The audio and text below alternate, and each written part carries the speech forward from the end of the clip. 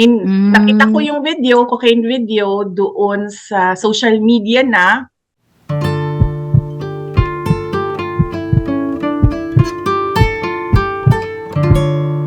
Ma'am, um, ma'am, familiar ka ba? Narinig mo na ba or napanood mo ba itong sinasabing polvoron video? Kasi nilabas po ito ng inyong mga supporters during the Maisog Rally in LA. Have you seen this? Have you heard about this? And ano pong masasabi niyo dito sa video na to, ma'am? nakita ko ang video sa social media na lang. Doon ko nakita ang video. Merong lumapit sa akin noon at sinabi niya ang video nasa USB.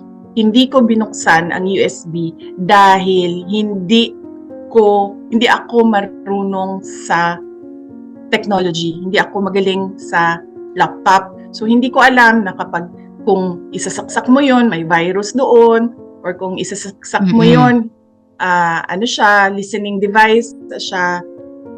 So hindi ko siya tinapon ko yung USB, dinispose ko siya na hindi na siya magamit. So hindi ko siya tiningnan. Pero sinabi sa akin na yun daw yung isa sa mga videos. Nakita ko yung video, cocaine video, doon sa social media na. So hindi ko lang alam kung yung USB na binigay sa akin, yun yung nakikita natin sa social media or iba pa ba, kasi hindi ko nga siya binuksan kasi I felt na it was a Trojan horse papunta sa akin. So sinira ko na lang siya diretso. Ma'am, sorry ma'am, saan po ito binigay sa inyo, ma'am, at kailan po ito naibigay sa inyo, ma'am? Binigay siya sa akin bago lumabas yung binigay siya sa akin bago lumabas yung sa social media na sinasabing video. Hindi ka malang na-curious, ma'am, open kung anong laman ng video na yan?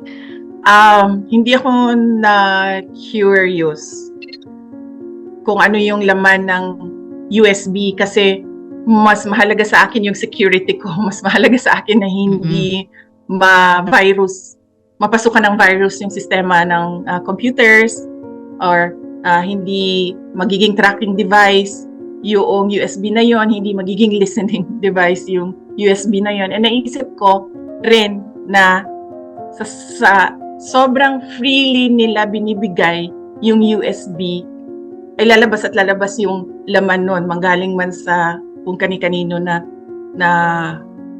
mga tao. Yun yung naisip ko. Kung totoo man na ang laman nito ay cocaine video at madaling ibigay siya sa USB, so ibig sabihin meron pang some sort of USB somewhere else.